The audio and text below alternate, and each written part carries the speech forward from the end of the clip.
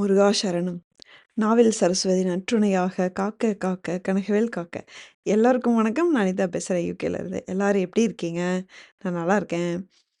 இது முருகர் யுகம். முருகர் யுகம் தான் நடக்குது அப்படிங்கிற மாதிரி பல அதிசயங்களை உலகம் முழுவதும் நடக்கக்கூடிய அதிசயங்களை நம்ம பார்த்துட்டு வரோம்.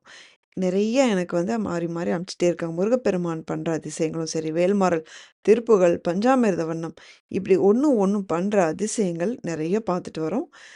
அந்த மாதிரி வகையில் இன்னைக்கு 2 அதிசயங்கள் பார்க்க போகிறோம்.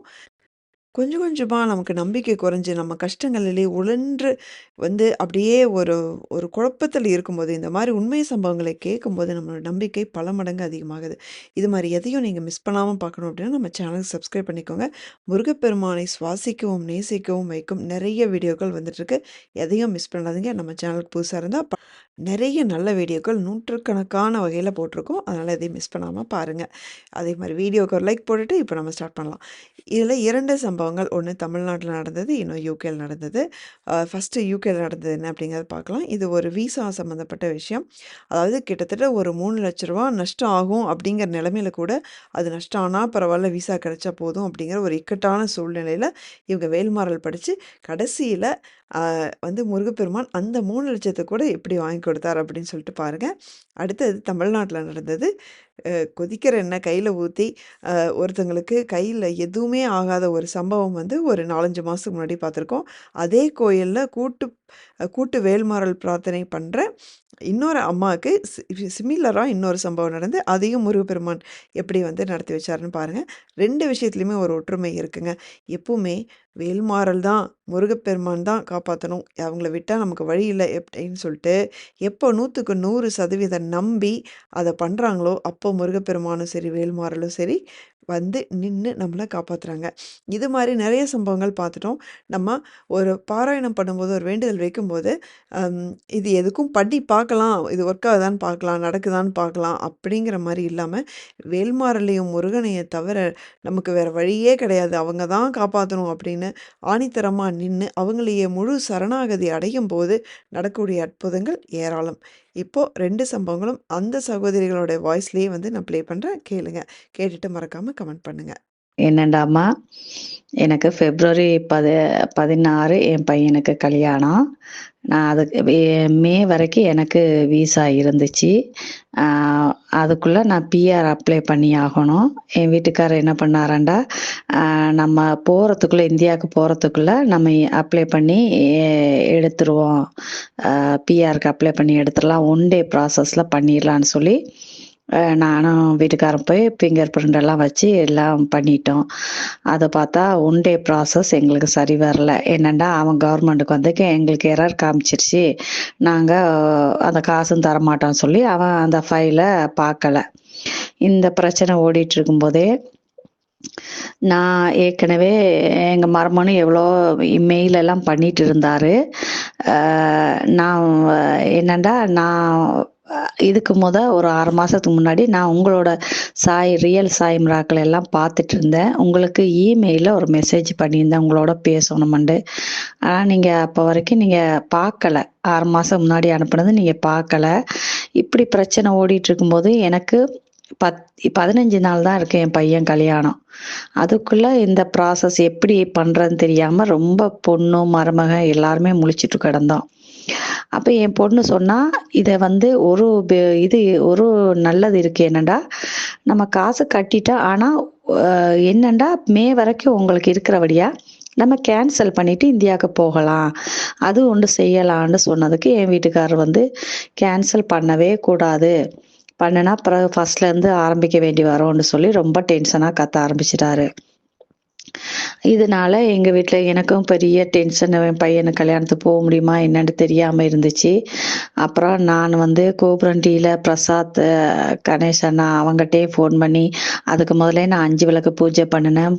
அப்புறம் பிரசாத் கணேசனாட்ட ஃபோன் பண்ணி நான் எனக்காக வேண்டிக்கோங்கன்னு சொன்னேன். அவரு அதில் பிரம்மமூர்த்த பூஜையும் பண்ணுங்க சொன்னார். அதுவும் பண்ணினேன். சீரடி பிரவாசனம் எழுதினேன். அப்புறம் அதுக்கு அந்த சமயத்தில் நீங்கள் இவ்வளோ நாள் எனக்கு மெசேஜ் பண்ணாதவங்க அன்றைக்கு பார்த்தா அந்த சமயத்தில் நீங்கள் மெசேஜ் பண்ணுறீங்க. ஹலோ அம்மா, நான் உங்கள் மெயில் பார்த்தேன், இவ்வளோ நாள் பார்க்கல, இதான் என் நம்பர், நீங்கள் எதனா ஃபோன் பண்ணுங்கன்ட்டு. அதுக்கப்புறம் நான் உங்களுக்கு ஃபோன் பண்ணேன். இப்படி பிரச்சனையை சொன்னோன்னே நீங்கள் பழுத்த மது தமிழ் பலகை இதை படிங்கன்னு சொன்னீங்க வேல்மாறல்ல. நானும் போன தடவை இந்தியாவுக்கு என் பையன் கல்யாணத்துக்கு பத்திரிக்கை வைக்க போகும்போதே நான் திருப்பரங்குன்றத்தில் வேல்மாறல் புக்கு வாங்கி வச்சுருந்தேன். அப்போ இதை சொன்ன உடனே என் பொண்ணுக்கும் இந்த மெசேஜ் அனுப்புனேன். என் பொண்ணு சொன்னா, இவ்வளோ நாள் ரீப்ளே பண்ணாதவங்க இப்போ பார்த்து உனக்கு சொல்கிறாங்கன்னா அப்போ முருகர் ஏதோ சொல்ல வராரு, நீ அதை படின்னு சொல்லி நான் படித்தேன். வெத்தில தீபம் ஏற்றினேன். கரெக்டாக தீபம் ஏற்றி அடுத்த நாள் என் வீட்டுக்காரர் சொல்கிறாரு, அன்றைக்கி வெத்தில தீபம் ஏற்றிட்டு நீங்கள் பண்ணினதை பார்த்து பண்ணோன்னே சரி ஓகே, நம்ம கேன்சல் அப்படியே வரலைன்னா நம்ம கேன்சல் பண்ணி போயிடலாம் அப்படின்ட்டு ஒரு வார்த்தை சொன்னார். அன்றைக்கு தான் எனக்கு உயிரே வந்துச்சு. அதுக்கு முன்னாடி என் மருமகன் எவ்வளவோ எல்லாம் ட்ரை பண்ணுறாரு. எம்பிக்கெல்லாம் ட்ரை பண்ணி ஃபோன் பண்ணுறாரு. அப்புறம் கம்ப்ளைண்ட் இதில் போய் பண்ணப்போ அவங்க நீங்கள் கேன்சல் பண்ணி போகலாம், நீங்கள் போகிறேன்னா போங்கன்னு சொன்னார். உண்மையிலே எனக்கு சொல்ல வார்த்தையில் அன்னைக்கு உடனே உங்களுக்கு மெசேஜ் பண்ண, அம்மா இப்படி ஒரு வந்திருக்கு, கேன்சல் பண்ணி போகலாம்னு. காசு போனாலும் பரவாயில்ல, 3 லட்சம் காசு போயிடும், பரவாயில்ல போகுது, பழையபடி நாங்கள் 3 லட்சம் கட்டி பழையபடி நம்ம அப்ளை பண்ணிக்கலான்ட்டு எல்லாம் பிளான் பண்ணிட்டோம். அதுக்கப்புறம் வேல்மாறல் ஃபுல்லாகவே நான் படித்தேன். இந்த 11 தடவை இதை படிக்க சொன்னீங்க, அதையும் படித்தேன். நான் ஃபுல்லாக படித்தேன். அன்றைக்கு போகிற வரைக்கும் நான் வேல்மாறல் படித்தேம்மா. கேன்சல் பண்ணி நாங்கள் இந்தியாவுக்கு போயிட்டோம். இந்தியாவுக்கு போய் முருகனோட அருளை சொல்ல வார்த்தையே இல்லைம்மா. அவ்வளவு அற்புதம். எனக்கு உண்மையிலே முருகன் எனக்கு அவரோட அருளால் என் குலதெய்வத்தையும் வேண்டிக்கிட்டேன், சாய் பாபாவையும் நான் வேண்டிக்கிட்டேன். முருகனும் எனக்கு எல்லாருமே சேர்ந்து எனக்கு நல்ல வழியாக நான் இந்தியாவுக்கு போனேன். எல்லாருமே கொண்டாடினாங்க, நீ வந்துட்ட, உன் பையன் கல்யாணத்துக்கு வந்துட்டேன்ட்டு அவ்வளோ சந்தோஷப்பட்டாங்க. நல்லா சிறப்பாக கல்யாணம் முடித்தம்மா. முடிச்சுட்டு நாங்கள் ரிட்டர்ன் திரும்பி திருமங்கலத்தில் இருந்து கோயம்புத்தூருக்கு வந்து கோயம்புத்தூர் வழியால் பாம்பே வந்து லண்டன் வர மாதிரி நாங்கள் எல்லாரும், நான் என் மருமகன் மகள் எல்லாரும் காரில் வந்துட்டுருக்கோம். ஒரு 1/2 மணி நேரம் ட்ராவல் பண்ணலை, எனக்கு விசா ப்ராசஸ் ஆயிடுச்சின்னு வந்து சக்ஸஸ்ஃபுல் ஆயிடுச்சு, விசா சக்ஸஸ்ஃபுல்லுன்ட்டு மெசேஜ் வருது. இதை விட என்னம்மா வேணும்? அதனால எனக்கு திருப்பி அந்த காசு கட்ட வேண்டி வரல. எனக்கு கட்ட வேண்டியதை நான் இந்தியாவில் இருக்கும்போது எனக்கு விசா சக்ஸஸ்ஃபுல்லாக வந்துருச்சுமா. அதுக்கப்புறம் சொல்ல வார்த்தையே இல்லை. ரொம்ப சந்தோஷத்தில் வந்தோம். இங்கே லண்டன் வந்தோடனே எனக்கு எந்த கேள்வியுமே என்னை கேட்கல. ஓகேன்னுட்டாங்க. இன்றைக்கி வந்துட்டோம். காசும் கட்ட வேண்டி இல்லாமல் நான் நல்லபடியாக இன்றைக்கி எனக்கு இந்த விசாவும் கிடச்சிருச்சுமா. காசு பழையபடி அந்த 3 லட்சம் கட்ட வேண்டியும் இல்லை. அந்த 1000 ரூபாயும் எங்களுக்கு ஒன் டே ப்ராசஸில் பண்ண அந்த 1000 ரூபாயும் எங்களுக்கு வந்துருச்சு. இந்த அற்புதத்தை நீங்கள் கண்டிப்பாக சொல்லணுமம்மா. நான் எவ்வளோ கஷ்டப்பட்டேன் என்னன்றதெல்லாம் நீங்கள் வேல்மாறல் படித்தா என்னென்ன அற்புதம் நிகழும்ன்றதை நீங்கள் கண்டிப்பாக சொல்லணும் யூடியூப்பில். சாய்பாபாவோட இதையும் நான் சாய்பாபாவையும் கும்பிட்டேன். சாய்பாபாவுக்கும் நான் 5 விளக்கு பூஜையும் பண்ணேன். 2யுமே நீங்கள் கண்டிப்பாக சொல்லணுமம்மா. ஓகே. நான் எவ்வளவு மனசுருகி கவலைப்பட்டு உங்களுக்கு ஃபோன் பண்ணது எல்லாத்தையும் சொல்லுங்க. எனக்கு சொல்ல வார்த்தையே இல்லை. முருகா சரணம்.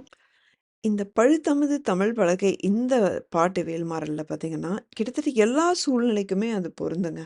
அதாவது ஒரு புலவர் ஒரு குகையில மாட்டியிருக்காரு. அந்த குகையிலேருந்து எப்படி அந்த குகையை உடைச்சு வேல் விடுவிக்குது அப்படிங்கிறது சம்மந்தப்பட்ட பாடல் தான் இது. நீங்க நீண்ட நாளா ஒரு விஷயங்கள் தடைப்பட்டு நடக்காம இருந்தாலும் சரி, ஏதோ ஒரு இக்கட்டான சூழ்நிலை ரொம்ப நாளா மாட்டிட்டு தவிக்கிறீங்க அப்படின்னா, இந்த மாரி எந்த சம்பவமா இருந்தாலும், எந்த சூழ்நிலையா இருந்தாலும், நீங்க இந்த பாட்ட தவறாம பாராயணம் பண்ணலாம். இது எனக்கும் 2 தடவ ஹெல்ப் பண்ணியிருக்கு.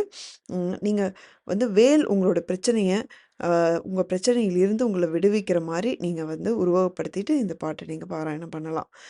இது நீங்க ஒரு நாளைக்கு 11 தடவ அல்லது 21 தடவ நீங்க பாராயணம் பண்ணீங்கன்னா ரொம்ப நல்லது. இப்போ அடுத்தது தமிழ்நாட்டுல நடந்த அந்த சம்பவத்த பார்க்கலாம். உங்களுக்கு முருகன் ஒரு அற்புதம் பண்ணாருன்னு சொன்னீங்களே, அது என்னன்னு கொஞ்சம் விவரமா சொல்றீங்களா? நான் தக்காளி சட்னி அரைச்சேன். தாளிக்கும்போது நிறைய எண்ணெய் ஊற்றி அடுப்பில் வச்சு தாளித்து வச்சுக்கிட்டு இருந்தேன். இப்படி இடது கையில் மிக்சி சாரை பிடிச்சிட்டு வலது கை இப்போ எடுத்து போட்டு வச்சு எதிர்பாராமல் மிக்சியில் உள்ளது அவ்வளோவுமே கவரவும் வலது கை இப்படி வச்சதுனால கை ஃபுல்லாக உள்ள ஃபுல்லாகவே வெந்துட்டு அப்படி எல்லாமே ஃபுல்லாக தண்ணி வச்சுட்டு உடனே முருகன் தான் நினச்சேன். முருகா இது உன்னுடைய செயல், நீ எந்த வழி விட்டாலும் சரி நான் அதை வந்து இது பண்ணுற போயிட்டு புதன்கிழமை சச்சங்கத்தில் சொல்லணும்னா என் கையில் ஒரு காயமும் இருக்கக்கூடாது, எந்த இதுவுமே இல்லாமல் நீ தான் வழி நடத்தணும் அப்படின்னு முருகன் மேலே பயத்து வாசிக்க போட்டோம். பாரியை போட்டுட்டு என்னுடைய பணிகளை எல்லாமே நான் செய்வேன். தண்ணிக்குள்ளேயும் எல்லாம் என்ன செய்வேன் எல்லாம் செய்வேன். எல்லாம் ஒரு செயல், இதுவும் ஒன்றரை விளையாட்டா அப்படி தான் கேட்டேன். நான் என்னுடைய பணியை எல்லாம் எப்படின்னு சொல்லி எல்லாமே எல்லாம் செஞ்சேன். இது எதுவுமே பண்ணலை. நைட்டில் படுக்கும்போது ஒருவருடைய எல்லா வேலையும் முடிச்சுட்டு திருநாள் தான் எல்லாம் கை ஃபுல்லாக பிள்ளைங்க ஃபுல்லாக ராவிட்டு படுத்தேன். காலேஜில் ஒன்றுமே இல்லை, ஒரு பொக்களமோ எந்த காயம் எந்த இதுவுமே இல்லை. எல்லாமே அந்த முருகருடைய அற்புதம். நம்ம கோயிலில் உள்ள இது 2வது அற்புதமாக இருக்குது. ரொம்ப சந்தோஷம். உங்கள் பேருக்கா? ஜெயா. ஜெயா. சரி சரி. கோயிலில் இந்த சத்சங்கத்துக்கு எவ்வளோ வருஷமாக வரீங்க? 20 வருஷமாக வரீங்க. சரி சரி. இந்த வேல்மாறல் இது படிக்கிறதெல்லாம் கலந்துக்கிடுவீங்க? சரி, டெய்லி காலையில் வேல்மாறல் படிக்கிறீங்க? சரி சரி. ரொம்ப படிக்கிறேன். சரி சரி. ரொம்ப சந்தோஷம். நன்றிக்கா. இதே கோயிலில் வேல்மாறல் கூட்ட பாராயணம் பண்ணுறவங்கள கூட இந்த மாதிரி இன்னொரு சம்பவம் நடந்துச்சு. இது வந்து 2வது சம்பவம். 2லையுமே பார்த்தீங்க அப்படின்னா அவங்க முருகப்பெருமான்கிட்ட அத்தனையும் விட்டுட்டாங்க. இந்த சரணாகதி பார்த்தீங்க அப்படின்னா சில சமயம் மக்களுக்கு ரொம்ப எளிமையாக இருக்குது. சில சமயம் வந்து நம்மளுடைய அறிவுத்திறனை நம்ம அதிகமாக யூஸ் பண்ணி இது நடக்குமா நடக்காதா, இது பண்ணி பார்க்கலாமா, இது அப்படியா இப்படியா அப்படின்னு சொல்லி நிறைய யோசித்து நம்ம வந்து அந்த நம்பிக்கை அப்படிங்கிறது பார்த்திங்கன்னா சில சதவீதங்களை இழக்கும் போது நமக்கு சில சமயம் இந்த வேண்டுதல் நிறைவேறாத மாதிரி தோணும். எந்த இடத்துலலாம் வந்து நம்ம முருகப்பெருமானை முழுசாக சரணாகதி அடைகிறோமோ அங்கே முருகப்பெருமான் மயில் மேலே ஏறி வந்து கையில் வேலோட வந்து நம்மளை காப்பாற்றுற மாதிரி விஷயங்கள் இதோட நிறைய நம்ம பார்த்துட்டோம். ஐசியூவில் நடந்த ஏகப்பட்ட விஷயங்களும் சரி, ஹாஸ்பிட்டலில் கிரிட்டிக்கலான சமயத்தில் வந்து முருகப்பெருமான வேல்மாறல் காப்பாற்றின நிறைய விஷயங்கள் இதோட பார்த்துட்டோம். இது மாதிரி இன்னும் நிறைய விஷயங்கள் இருக்குது. நம்ம பார்க்க வேண்டியது நம்மளுடைய நம்பிக்கையை வலுப்படுத்தக்கூடிய வகையில் நிறைய சம்பவங்கள் நம்ம பார்க்க போகிறோம். எதையும் மிஸ் பண்ணுறாதீங்க. மறக்காமல் நம்ம சேனலுக்கு சப்ஸ்கிரைப் பண்ணிக்கோங்க. இந்த வீடியோ பிடிச்சிருந்தா வந்து மறக்காமல் ஒரு லைக் போட்டுக்கோங்க. அடுத்த வீடியோவில் பார்க்குற வரைக்கும் முருகா சரணம்.